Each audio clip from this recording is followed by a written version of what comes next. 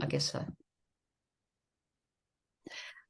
Hi, I'm Deborah Leiser-Moore in Australia, and I am interviewing today Philip Parr from Parrabbola, who is in the UK, for the Hat interviews. Hi, Philip. Hi, lovely to see you. You too.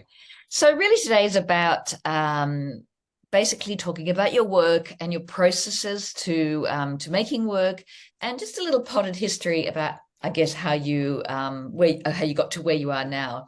So just to start off, do you want to talk about your company and about your work? Yeah, so Parrabbola is coming up to 20 years old. We're based in the UK. We are essentially a company that makes arts with communities. We used to describe ourselves originally as a community play company. And I guess that's how we started, but we've spread out from that model, taking the method of engagement that we have that works with communities into other areas of work. So we make community festivals, we'll do parades, we'll do all sorts of engagement work, which becomes more and more important. And we use some of that sometimes to work with people like local authorities in the UK, or organizations that need some sort of proper embedded community consultation. So that's where we've ended up. We're doing a range of projects. We also have, because we're a sort of nomadic group of artists, I should say that we have no office space and we have no permanent team. So it's a group of colleagues. We've worked together for a long time, many of us, but then we're always collecting new people along the way, which is exciting. Right. We also make small plays. We do things that come to us as well. Nice. So I'm interested in how you talk about community work, and I understand that change of title because there is a kind of a view on what sort of community theatre is, or working with community. It's quite a different thing. How do you approach making work with a community? What's your process in that? We've talked about this a lot because also the nature of community play work. Certainly when we started, people would understand what a community play was. They would understand that you would come and work with a community to help them tell their story. And it was easy to fund that. But it also has a lot of undefined outcomes. And sadly, the arts has become more and more about defining your outcomes. Absolutely. Oh, there too. Well, very much so here in Australia. Not about the work, Uh, it's what's your outcome. yeah. What are you going to do before you do it? I think if you're working with a That's right. community, that it sort of breaks the first rule of good community work, was that you can't know the answer before you ask the question. Mm. So we might expect that to come into a community where somebody, an organization or an individual has asked us to come and make a play, for instance, that much is a given, that a piece of theatre will be made. Yeah. And there may be more or fewer parameters around that. They might know where, and they might even know what it's got to be about because it's celebrating a particular event. But we shouldn't know any of the answers yet until we begin to talk to the community through a whole range of means and say, what do you want your play to be about? And I guess that's the other thing. It's not our play. Mm. We help by bringing our craft and our experience and our energy to the making of a play that belongs to that community. Mm. And when Lovely. we leave, it should still be their play. They should have ownership of it. Lovely. So in a sense, it's almost a process of withdrawal. From the moment you start, you are withdrawing from the project so that you don't walk out at the end and they go, oh, now what do we do? There's a sense of, oh, we made a play. These Yeah. people came and helped us make a play. Right. And that's really empowering because that's then about asking particularly for their energy, which will be in many cases boundless. It'll be much greater, for instance, than you get walking into a professional rehearsal room where everybody knows their job and they know how many hours they should work and they know how to pace themselves in a different way. So, and both of those are brilliant models of working. I'm not suggesting one is better than the other, but you have this sudden surge within community activity that can sometimes make something that would be impossible anywhere else. Gorgeous. So are you interested in, like, do you start by, okay, getting their stories? Like, what would you give it'd be nice to have an example, like, of something you've worked with recently or are working with now? Like, what would be your first step on? Is it the story? Do you work physically with them? Do you teach them an approach that might be, physical storytelling? How do you go about it? I think all and those and more really. Huh? I think we will try and have some method early on which says, okay, we're coming to make a play. We'll be in this space for a few days, just talking to people. Come and talk to us, find out what it's about. Tell us what you think's important. So, and people will come to that. And sometimes you'll sit for half a day and nobody will come in the door, and then you'll get a brilliant serendipitous moment where somebody comes in and tells you something you'd never have found. Oh, beautiful. We'll we'll look always at local history to try and discover what's there. We'll look at what's recorded within the place where we are, and it will depend on whether it's a village or what. Community is a very lovely broad term, It and is. we regard a community as any group of people who have some sort of shared interest or experience.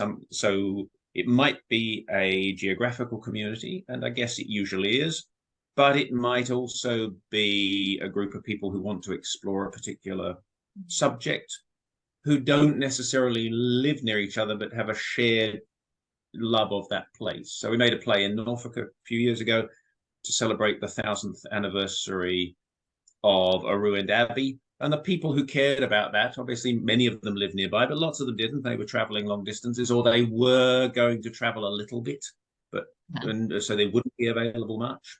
Or they were scattered around the country. So the process of asking for stories and for steering us into those elements was very different to sitting in the village hall and saying, "We're here for a week.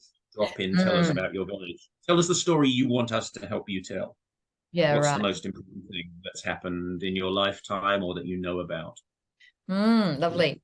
So yeah, History's not just the big events. History's not just the big events. It's also the no. small things that have Yeah. happened to people. Well, the personal stories are the history, really. Yeah, The history of storytelling, which runs down, I mean, in so many cultures, it's through oral yeah. storytelling. It's, which obviously is where is that would that be right to say that's where you have a lot of influence, or you're inspired by that type of historical oral storytelling? Would that be something? I think the models of community playmaking in the UK go back to Angelico and the idea of democratizing theatre, really. And I guess that's the other important part of it, that theatre shouldn't be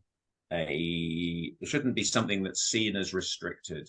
Mm, It's fascinating to us when we go and take this practice into other countries where theatre has a much greater reverence. The actual art of making theatre has a much greater reverence, and so there's no tradition of amateur theatre in the UK. Obviously, massive tradition of amateur theatre making. In other places, folkloric theatre happens, but there's not big traditions of amateur theatre in the same way, say, in Poland or the Czech Republic or Romania. So you yes. have people saying, "I've never been allowed to be on a stage before." In those Mm, cases, they're 75 and they go, "It's my first opportunity ever." yeah. Um, and that's exciting, because I think the making of theatre is, we should revere and respect craft and trained theatre making, and that should sit on one side of the scale perhaps, and then the enabling of people to make their own theatre, to tell their own stories, to Yeah. have a way of having a voice, Yeah. is Yeah. something that becomes more and more important. Yeah. But would you say you bring your craft, because you have obviously a lot of years experience and craft. So you married the two? Would that be something that you Yeah, would? and we would look then at what the play is going to be about. Once we then that begins to tell us how the play should work. Yeah. And there are only a few rules, but one is that everybody who wants to be in the play can be in the play, Lovely. Yeah. and that everybody who would like it will have, well, everybody will have a named role, Hmm. and everybody will have some lines to say, some personal contribution to make if they want it. Right. And that's again about ownership. It's much better when somebody asks you. We think there's a much greater sense of ownership of a piece if you say you're playing Jack the Station Guard than if you say you're in the ensemble. So Jack the Station Guard might have one line, but nevertheless you own that. Nobody else plays it. Nobody else ever will play it because a community play belongs to the people who make it. You Yeah. can't take a community play and give it to another community. Yeah. By and large, they never get revived. So once they finish, and you were the person who made that happen. Okay. Oh, that's interesting. So they never get revived. But you take your you travel a lot, we're just saying, and you know, just reference differences in different countries. Can you tell a bit about that? How, you know, and also be interesting. See, you said you were just in Holland and you're about to go and make a work in another country. Can you talk a bit about that sort of the global influence that you have with your work? That is interesting too, because I'm also involved very heavily in Shakespeare. I run the York International Shakespeare Festival, and previously I ran the Bath International Shakespeare Festival. And I chair now the European Shakespeare Festivals Network, which is the group of 12 festivals across Europe who present Shakespeare as an international playwright, so that they don't simply present work from their own countries or in their own language, but explore Shakespeare more widely. And so within that world, we were talking, and that's an organization that's now coming up to 20 years old as well. We were talking very early on about how audiences are changing, how times were changing. A lot of these festivals are big festivals, well funded by their state or their city or the country. And so, but where their practice had been to bring in 10, 15 fantastic productions, put them on and expect audiences to come. And that was fine because that was the old way of theatre going. As that changes, how do you begin to engage your city and your community more in theatre making? And we were talking about the concept of community plays, and this became very interesting, this idea that people could perform, because that nobody had really thought about that in the world of those big festivals. And so we began to use the community playmaking method within the Shakespeare festivals to make big productions of Shakespeare that anybody in the city could be in. So the first piece we made was a production of Pericles in Gdansk. And everybody's going, I have no idea where you'll get a cast from. They were literally sticking notices on lampposts around the city. And we had 100 people in the cast. Oh my God, that's came out of nowhere. And some of them people who had trained. We had an ex-ballet dancer. We had 3 or 4 people who'd been to university and done degrees in acting and then decided it wasn't for them. A lot of young people who hadn't had the chance to act. And we had older people who loved the theatre, but had never been on that side of the of the fence. And so and we were pretty sure we could make a Shakespeare play on the same rules, that everybody was going to get a named role, and even with 100 people. So then you start looking at the play as though Shakespeare's in the room with you, and go, if you had 100 people, how would you change your play? And lots of roles will divide. So there's lots of small. You can split things out. You can create multiple characters out of one, and then you have to start doing a bit of inventing. You can't really add lines, because that doesn't seem right. You also have to work in multiple languages, because it's going to be in the language of the country plus English, but plus other languages, because we're then interested in broadening that out. So that Pericles had 5 languages in it. Oh, beautiful! But in Gdansk, the one you did, because we're involved. These tend to be big promenade pieces around bits of the town, so there's a whole research exercise goes on. Fantastic. So that model of how you take a piece. So that's not about their story, though Gdansk is a place on the sea, so they have an affinity to it.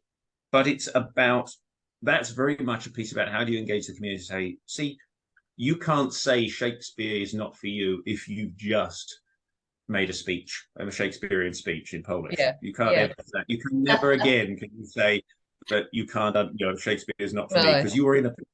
So That's right. That's right. That's wonderful too. I mean, in Poland in particular, which has got such a wonderful cultural history or theatrical history yeah, with Bukowski, and I think one of the actually in one of the Shakespeare festivals in Gdansk, I think one of the best pieces I saw was a Polish production of Hamlet, and I've been trying to remember actually for a long time now who was the director. It was the Enfant Terrible. I don't know if you saw it, yeah. but it was. Oh no, it wasn't Hamlet. I think it was the really bloody one. Anyway, but it was Titus. Titus Titus is and the real. Andronicus. It was that. Yeah. Yeah. It Yeah. was, I was trying to remember who was this wonderful director at that time. Because I thought he was extraordinary, but all in Polish, went on for like, 2-3 hours. I just sat there without moving, the power of theatre, and, very sort of poignant that it's in Poland doing Shakespeare. So that's really beautiful. I'd love to have seen your piece with those 100 performers all around Gdansk. My God, amazing. And what are you I working think on so. right now? We took that model on to various of the other festivals. So, and Oh, I okay. think that's, watching the festivals change. Hmm. This opens up lines of communication for them into those communities. So the festival in Romania, in Craiova, for instance, we've been 3 times now. Oh, That really has transformed the festival. And I wouldn't say it's entirely down to us, but in a way, part of what we've done is bring the craft of how you do it in yeah. and leave it That's behind but in that's a so professional beautiful. organization. They go, yeah, well, we could do that. So they did a Yeah. project last year where they put student actors on the back of a truck and literally took them to all the difficult bits of the city where people didn't get theatre and they didn't come into the theatre. Oh, wow. And everybody came and stood around, and because it was in their space, the theatre had Yeah. come to them. That's all it That's needed. so I doubt. wonderful. I just love hearing that. I mean, it just widens everything, and it's just so sort of powerful in that way, because it can. I mean, here in Australia, everything's sort of so elite. The idea of theatre is very for the elite, and it's very expensive to go here. But you're really kind of cracking through that and giving your craft, as I said before. Obviously, you've given them the tools, and they're kind of taking those tools and running with it. I mean, that is just ideal. It's so good, so heartening to hear We were that. talking we were talking before about the fact that when you go and begin to talk with funding bodies and things, they're Yeah, demanding the outcomes. And the other thing, of course, they want is legacy. What will it leave behind? What will the legacy yeah. be? And you go, if we knew that, it would be wrong. It, But there'll be a legacy, and yeah. it's interesting. Sometimes it's more theatre, sometimes it's something completely different. So he made a Mm. play where the outcome in the end, for all sorts of really good reasons, was an ongoing photography group who Oh, began beautiful. to Yeah. exhibit and show photos because they'd come together to photograph rehearsals Yeah. and got themselves organized in a way. It was a place that was too small to do many plays, and it wasn't a play was a big event. Yeah. Photography became a cultural and artistic creative element that lots of people could get involved with and contribute to. And they were running their own art gallery in a disused shop for quite a number of years afterwards. Wow. And that, That's that was just, that was the legacy they wouldn't have met. But you can't say that in advance. And no, that's it the big can't issue be. now is everything has to be, you I have to know. write your project, Oh, explain exactly what you're going to do and what the outcomes will be and the yeah. legacy. And That's right. then you can apply for the money. You're along with 50 other people who are doing exactly the same thing. Totally. Yeah, So, no, I know. It's crazy now. sadly, Sad to develop a work. You have to have a development to develop the work. yeah. It's right. There's processes. Yeah. Well, I don't know what to say about that. It's unfortunate, and it's what is it? The death of theatre, or death of kind of that kind of thing. Maybe that's not so bad because you've created something very unique, which is great, and you've obviously maintained it for a very long time, which says so much because that's not common. You know. Before we finish, I'd love to hear a little bit about you and your trajectory to where you come and to where you are now. And I do really want to hear about because you said you're off somewhere, and I want to hear just a little brief thing about your next project. Right. Well, where to start? So I grew up in Australia, studied there. I thought I would be a classical musician when I was young. I thought I'd be a singer in early music primarily. Right. Wow. Then I gradually moved realized that what I liked doing was putting things together and directing essentially, and I became very, very interested in opera and worked with the Australian opera in various ways. Left Australia a very long time ago to either to see the world and to understand it better, and then come back to Australia. As it transpires, the coming back to Australia bit never happened. And I've been based in the UK, but working largely in Europe for a long time. I worked in opera here and other places, Germany, did a lot of touring opera. Built an opera house in London, as you do when you're younger. Yes, the Chamber Opera House, which was needed. As I was doing a lot of work in contemporary opera, and the opportunity came to build a small 500-seat opera house inside the shell of the old Spitalfields Fruit Market, which didn't last long, but long enough to make a bit of an impact and a need, and demonstrate that at that stage there were lots of companies making 2 or 3 pieces a year with no London base in which you could show an opera in a 500-seat space. So that changed, but that also meant that I'd committed everything there so much into opera I'd forgotten to do anything else at the same time. So when that came to its end, I did a little bit of teaching, and then out of that I began directing theatre and community theatre, largely because somebody said to me, well, you're not going to have any problems with our cast of 100, because if you can direct opera, you can direct that scale. And I got hooked really on those kind of pieces and being able to tell those community stories. And we were lucky, the very first piece that Brian Abbott, who founded Parrabbola with me, because we met as a writer, we didn't know each other as a writer-director combination. The first piece we made had a beautiful model to it, in that it was going to be an 18-month project, and with proper time to do some introductory work, to create a group of people. And it was in a little village in the middle of nowhere, but sort of on the edge of nowhere, because it was on the east coast of Yorkshire. So there was time to write the play carefully. There was time to create a company to make it through workshops and short performances, and we had a lot of fun with all of that. Nice. And to make the piece over a long rehearsal period, and we played it for 2 weeks, which was also we had the luxury of a long run of 14 performances. I think we had something like 60 people in the cast, and by the time we'd worked out a beautiful, elaborate design, I think we had 80 people in each audience, but it was in an enormous hall, so it was a large-scale piece to a small-scale audience. Which worked nicely. And I think we've never, it's rare to get that time now, because nothing allows 18 months of preparation. 18 months, absolutely not. And 80 people, absolutely not.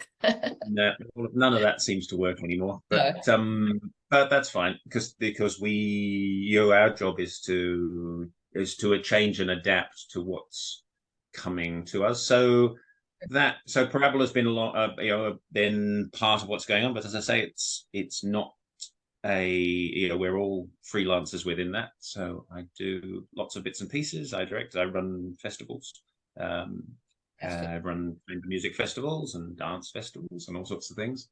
And I freelance as a director anywhere and everywhere, like most people go anywhere. So that's some of the current work. So Parrabbola are remaking a piece at the moment, which we made before COVID, that was starting to get a nice trajectory, and then stopped very abruptly, which is a Shakespeare related piece called Feast, written by a Romanian actress and writer, Olivia Negran, who's based in the UK, and it's for 6 international actresses, and is about Shakespeare and feminism.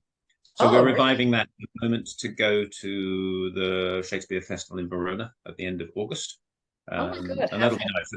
We came back to it and read it the other day for the first time, and everybody's remembering that this is a really nice piece of theatre. We've just finished? Just finished a piece about lost theatres in Newham, which is in the east of London. Really looking at disappearing. Newham now has 1 functioning theatre and 1 functioning arts centre and 2 large multiplex cinemas, there was a time when areas of, when there were 12 cinemas at the turn of the century. There were 12 cinemas in 2 miles down one high street, but that was just one bit. So they were up to 100 performing venues. Amazing. Amazing. Four theatres in Stratford alone. Now the only one that survives is the Theatre Royal Stratford East. So it's looking at what they were about, and what the history of those spaces and what they meant to people, and because some of that's still in living memory, so it was important to capture that. That's an audio piece that we made and then did as a walking tour around the spaces, because brilliant. Sometimes the theatre building is still there and sometimes it's a shell. What else? The next big project is a production that I've been invited to direct for the National Theatre in Timișoara in Romania. So that's next year. So that's just going into sort of some of the pre-planning. Right. That is just, I mean, wonderful. I love the sound of all of those projects. I'm very interested in your Shakespeare and feminism, though. I have to say that does feast. A question before we finish off. Are any of these productions filmed? Is there any way we can, I mean, I'd love to see, anyway, you know, here in Australia, obviously I can't see it, or people watching this. Is there any way we can access any of this wonderful work? There are things around, yes, and Parrabbola is notorious for having the world's worst website, which we're trying to remake. You're right, okay. Some of these things get filmed.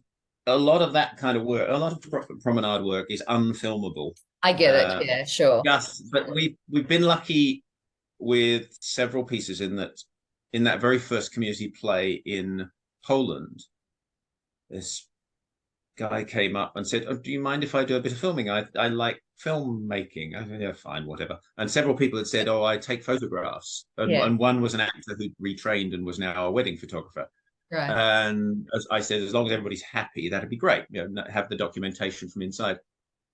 But Pavel, who made the film, then made a film of the piece afterwards, which was long and hefty. And we said, we really need to make a better film, because this is great if you know what we were talking about. Yeah. And we made a 10-minute film, which then won the film award for the best European community film project. Oh. So he's been working with us ever since. So he's filmed a few things, is the long and the short answer to that. So how can we see them? Like, is there any way? Yeah. Yeah, they're sort of scattered all over the place, really. We do have a Vimeo site. Some things are on there, and there's the best film, really, of anything recent is a project called Shaking the Walls, which we made during COVID in Poland as part of our last big European creative project. I say our last because the UK is not allowed to play in creative Europe anymore. So. Oh, that's right, of course, yes, yeah. Try not to talk about that. I've had a whole conversation without mentioning the word that begins with B. But our European connections have been very badly damaged by that, because we can't play as an equal partner. But that's a project called Shaking the Walls, and there's a film of that. Okay.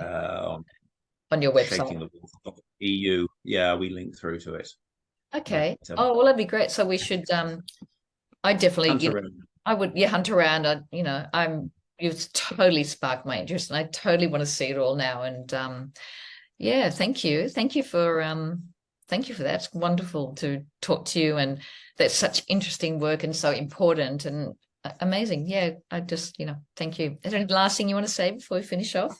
No, thank you. It's been really nice to talk about it and go through it. I think the more we have a kind of body of work, you tend to forget lots of things that are inside it. So it's nice to look back at that and think about what's going to happen in the future. That's right. Hopefully, that's right. I agree. Hopefully, more and more work that properly allows communities and empowers people to get their voice out at some level. Well, I think that's a beautiful final statement, actually. Thank you. Yeah. Okay, thanks. That's I had interviews and been talking to Philip Parr of Parrabbola, and I'll